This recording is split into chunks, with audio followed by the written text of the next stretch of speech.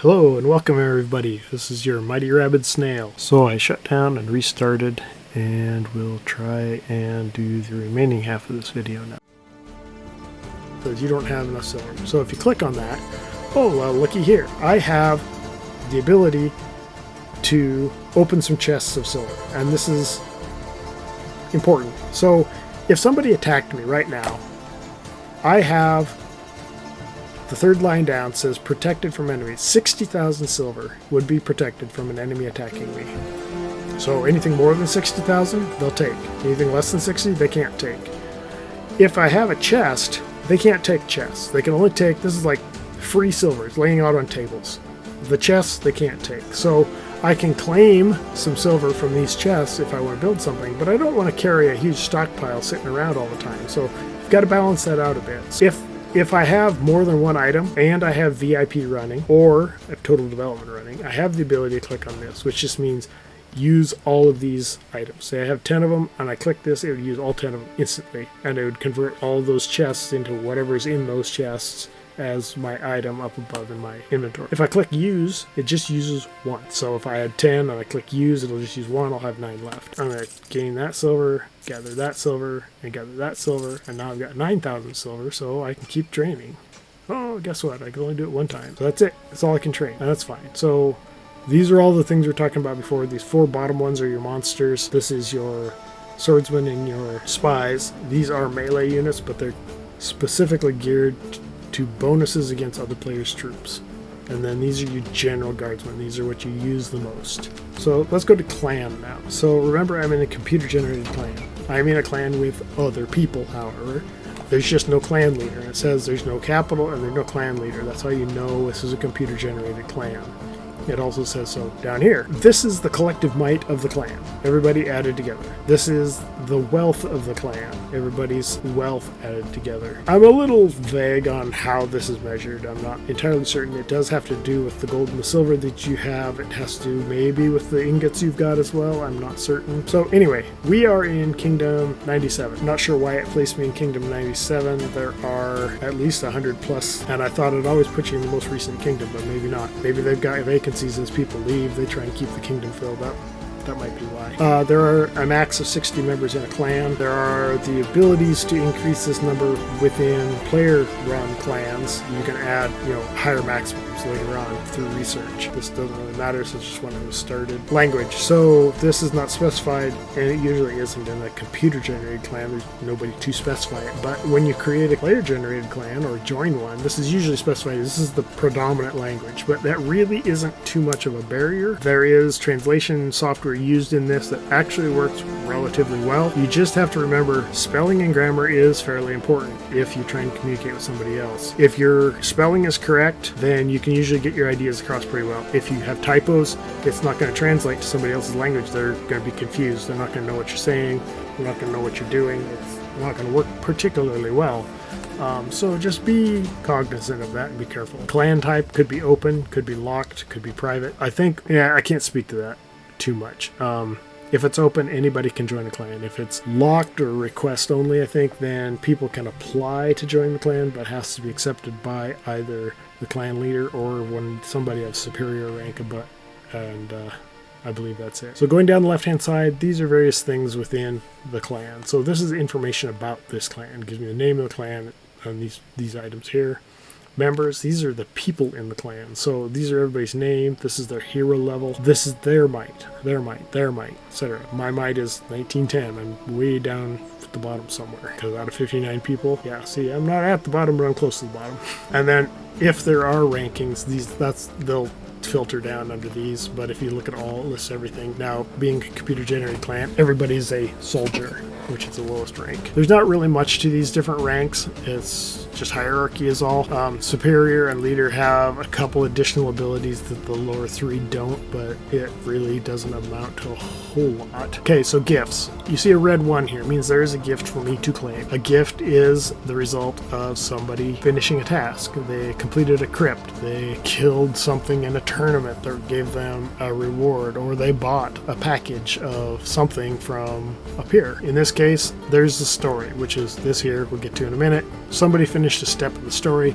There's a chest for that for everybody in the clan. I have 19 hours and 40 minutes to open it. If I do not, that chest expires. I can't get any rewards from it. So you want to make sure that you claim these. This button down here, I hate this button. Don't use this button. The reason I say that, and it only applies when you're in player-generated clans, not in computer-generated ones, but the might of your clan, the wealth of your clan are determined by the things that happen in these windows. If you click open, and there is value here that increases the wealth of your clan, because it increases your wealth, then that gives you benefit. If you click claim chests, as far as I've been able to determine, and others have told me, if you click claim chest, it'll open all the chests in here, but it'll only give you one small upgrade to your clan. Whereas every time you open this, you get an upgrade to your clan. So it's better to click open a whole bunch of times than it is click claim chest. So I clicked that, it gave me some iron, 3,000 iron. If somebody bought something up here, it's going to show up under this. It works exactly the same way. It gives a little bit different types of rewards, but they're the same type of rewards in terms of raw resources and that sort of thing. So then let's go to wealth. So wealth of the clan. So clan wealth, 326,000. I don't think I can do anything with this. Yeah, I can't. Only people of superior rank can claim that reward, and in a computer-generated clan, you can't. But if your wealth is over 300,000, then you get one chest, and the wealth of the clan decreases by 2,000 every hour. So the more you open those gifts here, those chests, the more this number goes up, even though you're fighting this perpetual decrease over time. This can be claimed by a superior or a leader. It gets rewarded to you just like any other chest, and you can open it under gifts. So help. This is other players in the clan asking for help in something they're doing. So this individual is trying to build a rider 1. He's asking for help. He can be helped 13 times, so you help him. That gives him 1% faster completion time every time you click this. And again, hate this button. If you click this, it does not help your clan as much. Yes, it will quickly finish all of these and everybody gets 1%, but there's other ancillary benefits to clicking these help buttons which matter for a player-generated clan. I can't show you for this because it's not a player-generated clan, but it is helpful. For this computer-generated clan, I'm going to be lazy and click this because it doesn't matter. It doesn't help me. It doesn't hurt me any.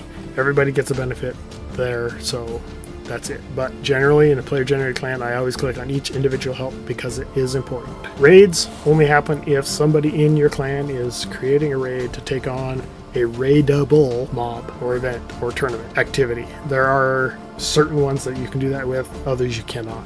You don't get to dictate that, it's determined by the game, but I can't really show you anything there until actually something shows up. So you can see another one showed up here. Somebody else asked for help, so I'm going to go click help again. Reinforcements have to do if you send some of your troops to somebody else's town or somebody else sends troops to you. You can use them to attack something, you can use them for defense, or you can send them back to the people that sent them to you. It just depends on the circumstances. So for portals, only people of veteran rank or above can view the portal. I'm not sure if everybody in the clan can use the portal if they can't see it, but I think they can. It's something that I'm a little uncertain of, so I'm not sure about that. So anyway, for right now, computer-generated clan, not a veteran, I can't see any portals, so it doesn't matter. I could use my own portal, that's about it. So I have another update in my journal, and it just has to do with the last thing that happened. That was the king granted the title of Tribune to a player called Dictator.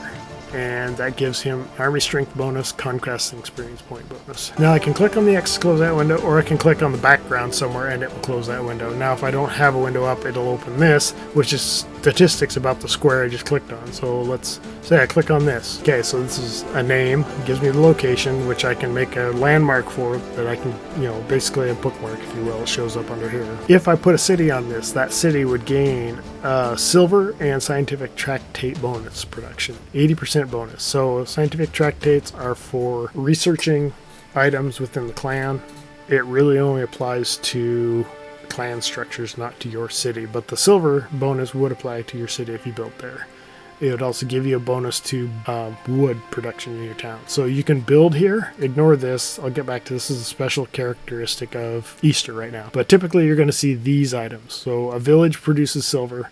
This gives you food. I really have heard no argument as to how this is beneficial at all. This produces lumber, this produces iron, this produces stone. These three I do use quite a bit because it gives me the ability to build a resource gathering point next to my city that I can access without having to go very far, and it's usually, well, maybe not always, but at higher levels it's always going to be higher than whatever is available in the world. I guess it depends on what your level is relative to the world as a whole. So you go down below. Oh, gold mines is another one, so you can build a gold mine to get gold. It does not generate very much gold. It's 1 or 200 to start out with, I think. And then these are clan structures, so if you don't have a clan, player generated clan, you can't build these. Leaders can build the clan capital. Actually, I think you have to be superior rank to build any of these. And they all take resources, so lumber and iron and stone to build. So each of these gives different bonuses to the clan. So I am not going to worry about that at the moment. So teleport allows you to move your city if you have a teleport option in your inventory. So if you don't, you can't use that. But this is helpful once you join a new clan and you want to move your city. You either have to gain 27,000 gold, which is doable, but it takes a while to transport your city to be with the rest of your clan, or you have to buy one that allows you to do it. Either way, summon a monster. Special tournament events. So that's, yeah, also you can't do that unless you're superior leader either. But that's special tournament events. So anyway, so I finished another daily quest. So I trained 100 guardsmen or more, so I can claim that. That gets me 2 more stacks of carrot seeds. Alright, so let's see if we can find some crypts. I'll come back to these two in a minute. Food. Let's do that now. So rankings. These are just how your clan ranks and how you rank within your kingdom. So these are the top 3 people, and it'll only rank the top 100. That's where our clan ranks. You can do individual by kingdom. So if I want to look at where I sit relative to everybody in my kingdom, or if I want to look at where I rank globally against all kingdoms, or where my clan ranks globally against all kingdoms, I really don't see much value in those. Maybe when you're much higher ranking it matters, but early on this one and this one are the only ones that matter. And when you're in a computer generated clan, a CGC, even that doesn't matter any. This one I use just kind of know where I'm at relative to everybody else. So the strongest player in this kingdom's got a might of 11 million. I've got a might of 1,900, and I am more than rank 100 plus. So I'm not even on the rankings. And this is my might. So you can also look at taxes you've paid to the king. I have sent nothing yet. Valor points you've gained from killing monsters or fighting in tournaments. Yeah, see, 41 billion. Conquest points gained. Again, none because I haven't attacked anybody. And then crypt exploration, so points you've gained from exploring crypts, and I have. If you're playing on a phone, these are all going to exist, but they're not going to be in the same place. There's just not enough screen real estate. So you'll get this one, I think, the journal, the army, and the clan, maybe the academy, and then you'll have one additional icon, and forage and items will show up under that items or setting or something like that. I can't remember. I don't usually play on the phone. I already looked at rankings. So let's go back to items. So items are things that you possess or could possess. So the first one is Speedups. So this gives you the ability to speed up a process by 1 minute, whether that's building something, whether that's training, researching. I have 15 of those that I can speed up 15 minutes worth of time. I do not have any of these at all. And you get these from... Actually, I take that back. I do have some. So like this one, I have 19 of those. I can buy more for 1.3k gold, but a lot of these higher speed ups I don't have yet. You'll get more of those as you get higher level. So yeah, I've got 2 8-hour speed ups, 4 3 hours, and 8 1 hours, etc. Okay, so then resources. So these are items that I have. They're in chests. They can't be stolen unless I click use, and the items that are in that chest get added to this, and it's above my protection level. So I mean, I can click use here, and it'll give me a list of all the silver I have if I have more than one item. I just have 1 for silver, so I can add 500 silver to my list, so that went up 500. You'll see that 500, and then you see the 28 that showed up right after it. That's what my city generated as part of its just ongoing generation of silver. So then food. So I've got 2 food. So if I click use, it's going to give me a list of what I can use. So I got 1,000 foods, and 2, 5,000 foods. And I can click use, which would use one of them, or I could click this, it would use both, and it add it to my food up here. So I can protect 170,000 food. Well, right now it doesn't matter because I have a shield of peace on. Nobody can take my resources at all. So let's just do that. So I'll click this. Both of those get added. Ah, wait a minute. It says, no, you can't do that because you don't have premium. Yeah, I'm not buying premium for this account right now, so I'm not going to worry about it. So I just have to click this twice. I know, pretty strenuous. And then that one. So there, all my food's been added. That's how much food I have now. I've got 52,000, but I'm still 5,000 extra per hour generated.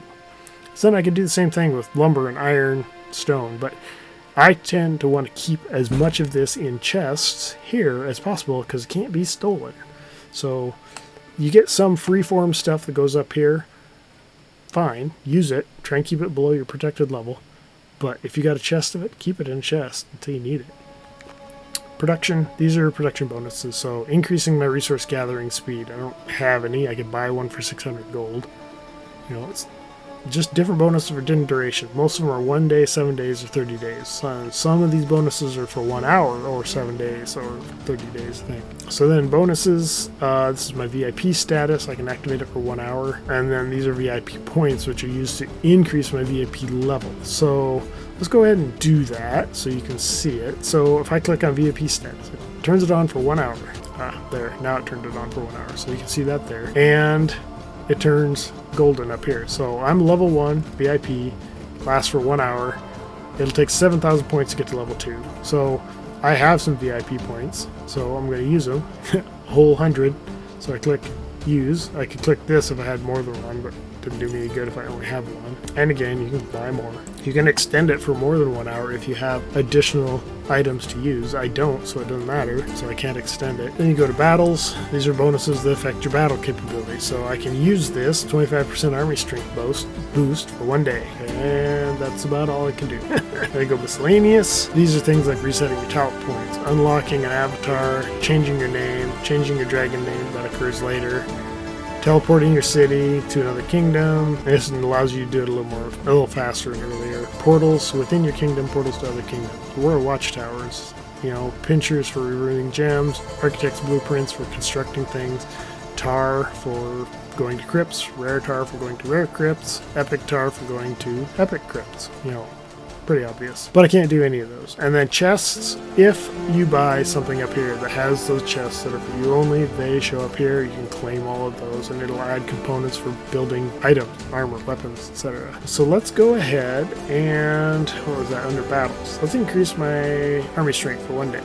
So it just means that I'm gonna be 25% stronger for all my armies. Okay, so that's everything across here. I can see more clan members have things they want help with. Help, claim some more chests. So a story, somebody finished a crypt, etc., etc. I claim those, click, and you can see the things that I got. Okay, so it's been enough time that I have more daily jobs. No, I don't.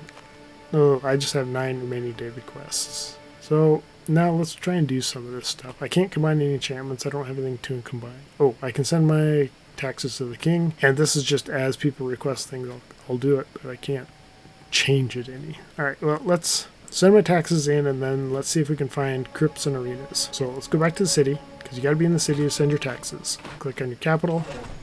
Gives you a little bit of information about your capital. You can read that. This gives you statistics about your town. What your current rate of production, bonus rate of production is, because of where your city is sitting. How many barracks you have, any bonuses you get, how fast you train your troops, build your structures, research items, what your current strength of your walls is, what their health is. And then resources is stats about lumber, iron, and stone, what you're producing in your town, how much you can hold. The capacity value is really a misleading figure. It is not actually a true capacity. You can have as much as has been found, delivered, sent to you, that you mined, taken from other people. You could have a capacity of 75,000, but you might have 200 million lumber. It's a meaningless figure. It probably had meaning early on when the game was created, and then they took that limitation off just because of how they developed the game. But it does matter what's protected from enemies. So if I have more than 70,000 and somebody can attack me because my shield is down, they'll take anything over 70,000. So you got to keep that in mind. You got to know what those limits are and what you have. Production bonus is going to be variable. Like I have production bonus to iron because of where my city is in the mountains, but I only have 1% bonus to that one and to this one. So this is producing 90 lumber per hour and 153 iron per hour. And these are how many buildings I've got. I don't don't usually have many buildings that produce those in my town. I get most of it from gathering from people or outside resources. This is food production. Same deal. Silver production. These are your sacred potions used for reviving people instead of using gold, and these are your rage potions for visiting arenas. And then your tar, governed by your temple level and used for exploring crypts. Just normal crypts. So I guess one thing I didn't talk about was this here. This is chat window. And this goes back to the conversation about languages. So foreign language like this, well, foreign to me, can be translated with this icon here, and it will translate it into my language, which is English. He's speaking Turkish, and it does a pretty good job most of the time. Remember, like I said, typos are going to mess it up. People who speak poorly because of poor grammar, it could come across weird. Sometimes it can be hard to understand. Colloquialisms, figures of speech, things like that don't necessarily translate well to other languages at all, because that's cultural. It has to do with where you're from, and how you speak does not have anything to do with how they refer to things. So sometimes it can be kind of confusing for sure. You want to be fairly direct and obvious, simple when you're speaking to maximize the chance of it working. So every kingdom has its own common chat area, which in this case is Kingdom 97, which is the one I'm on. And then you've got one for your clan. And so this is for people, just for people in your clan. Now, most of the time in a computer-generated clan, people don't talk much at all, if at all.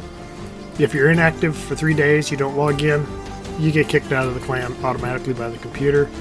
You can also leave of choice. Otherwise, most of the time, it's just going to be people joining the clan or leaving because they went to another clan. You can add other you can add other chats as well if you know what they are. There is no directory of chats. You have to ask and find out to find them.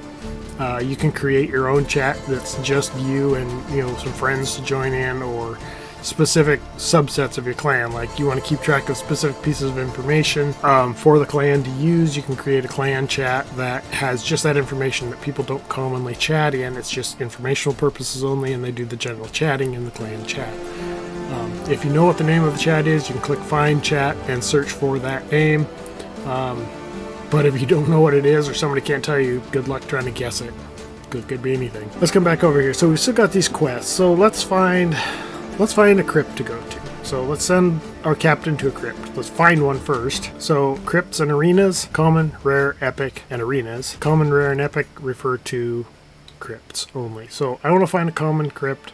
They go in units of 5, so the lowest ones are level 5, and then there's the next setup at 10, 15, 20, 25. The higher the level of the crypt, potentially the better the rewards, but the more costly they are to explore, and the more times you gotta do them to finish them. And being able to finish a crypt is valuable because you get a chest for that. So I will show you 2 ways to do that. So let's find this crypt. Let's just go to the closest crypt.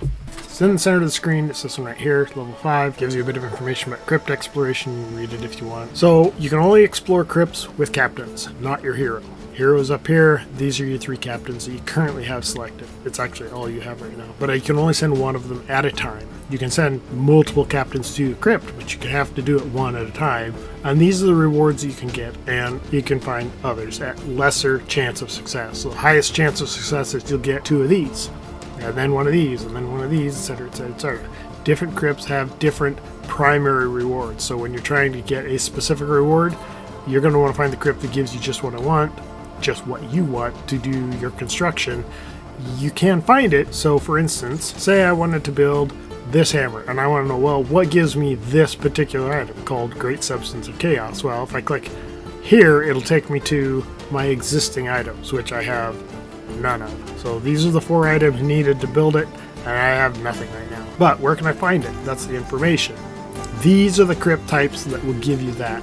Now, right now, the regular crypts are really all you can worry about. So these are all normal crypts that can give you the item. Now, the very first item will give you the highest chance of success of finding the item you want. Now, we're looking at this one, which its best opportunity is not even here. Oh, here it is. So is this one here. So this was the one that it can get from this crypt, and I can get maybe 2 of them.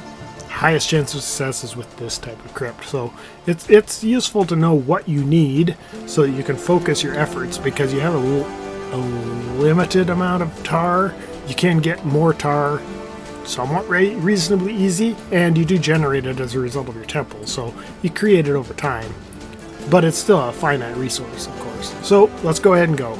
None of these guys have bonuses against crypts, so it doesn't matter who I send. You can explore it using 100 tar, or you can explore it with a 10% bonus for 1,000 tar. Now, I will tell you that I started out doing just explore.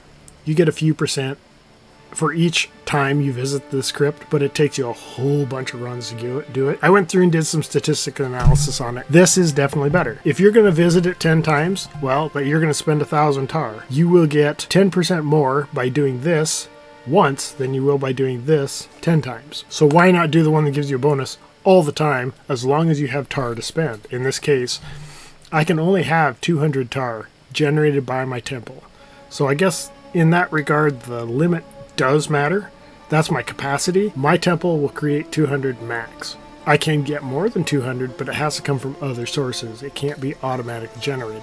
And so, of course, 200 tar isn't going to be enough to do this, because I need 1,000. But right now I have 1,500, so I can do a bonus exploration of this crypt. And so I will do that with one hero. Now, I know that that's not going to be enough to finish it. Probably going to do, well, I don't know what it's going to do. Let's find out when she gets it. And I remember the days that I could go that fast and wish I could still do it. Okay, so she explored it. She didn't finish it, so it's still there. She got a level up because of the experience. And she got 78%, so she got quite a bit done. So 1,000 if my tar is gone, I have 500 left. So I can't do another, well, I can do another boost. I can use all 500 remaining, or whatever is necessary to finish it. Because if it takes 398 tar to finish this, it'll only use 398 tar. That was another thing that I didn't know until I just tried it to see what happened, and then looked at my results to see what it actually took. So I can send her again, or if she was in the process of running there, and I knew it was going to take more than one run, I could go ahead and click on that, send a second one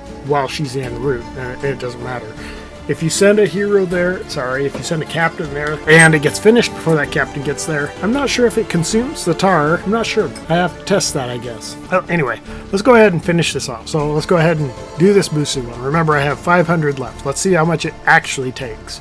My guess is less than 500. Since 1,000 did 78%, we're going to assume that, 500 does 39.5%. Which is more than what I had remaining, and it did finish it. So in order to see what it actually took and what I got, let's look at my journal.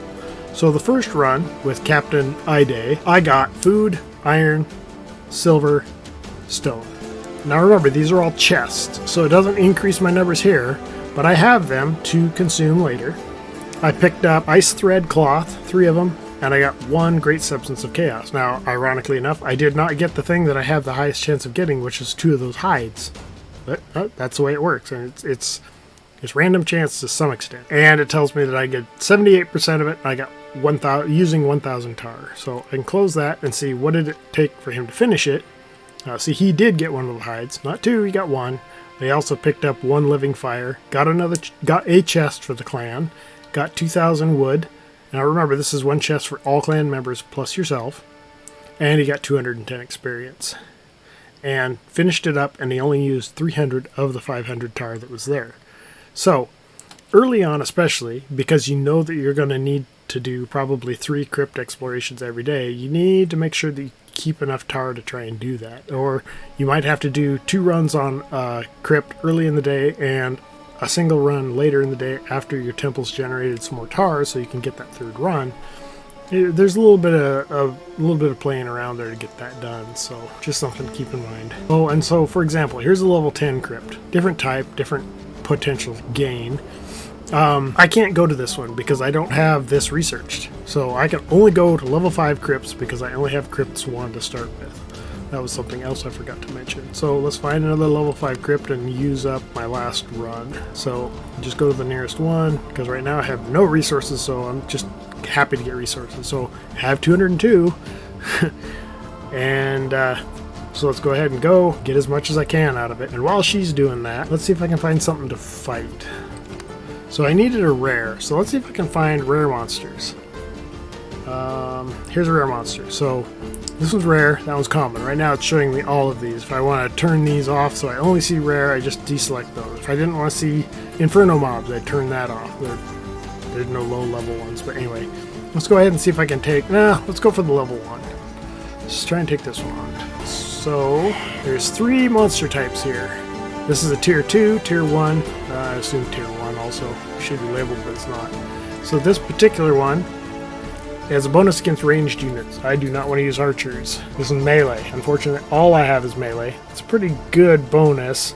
I might not want to attack this one, just because of the bonuses they have. So this is against mounted. I can. I'm going to take some losses, but I can show you what happens to revive those. That's something important too. So I'll go ahead and select all, send them all. That is my limit. I can't take any more. So 250 out of 265. I'm leaving 15 of them at home. I could take more mercenaries, but I don't have them, so it doesn't matter. It takes me 3.5 minutes to get there. Go ahead and start. Now, when you don't have this 10 times boost, this would take half an hour to march over here. So, you know, you either start these going and then go do something, go to the bathroom, get some coffee, whatever, or you speed things up. So, half time, half of that time, 47 seconds. That's good enough. Like, I can deal with that. And I can just let it go. It doesn't really matter. I don't need to watch it. My other hero got back. Sorry, the captain got back. And what did they get? So they got frost oil, ashen hydrohide, and some experience. And that's all she got. She got 15%, but I'm out of tar now. I can't do anything else. Okay, I did complete a quest, though. 3 marches. Didn't have to finish a crypt. I just had to go to them. So I did that 3 times. I got those points. I'm working on attacking a rare monster squad now. I need to do 3 of those. So, I need to go to an arena 5 times. Your hero is the only one that can go to an arena. So, my hero leveled up. Okay, that's good. Actually, I can't send him to an arena because he's the one that just fought that rare mob. So I gotta wait until he gets home. But I can't do that either. You'll notice this red 4 here. He has some talent points to put into the equivalent of research, but just on the hero. So your academy, you can research bonuses to everything. Your hero also has bonuses to much of the same thing. They're considered talent points. You can spend at any time to do it. And so I'll show you that. And all right, so let's look at this. This is running slower than usual. Okay, so, and here's his talent points. So if I come in here, I can increase tactics. Expert battle tactics can't do until your tactics are higher level. Economy and archaeology, just like you can with your city. So these are all, you know, useful things. Starting out, I put a lot of points into battle tactics because this applies to troops, that it's useful. Your training speed, health, and strength are very helpful. So you can increase your monster's health, which I don't have yet. You can increase your engineer core's health, which I don't have yet. So really, actually kind of pointless to start out. Let's skip that for right now. Let's go into economy instead.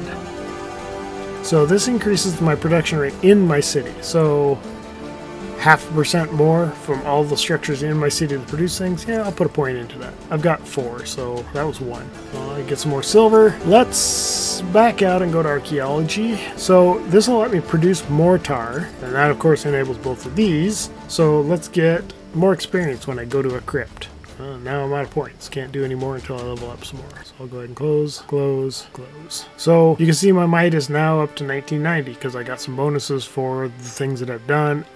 Talent points give me might increase. Research gives me might increase. Building structures gives me might increase. All those things that you do that are actions will give you increased might. So I actually fought this and didn't lose.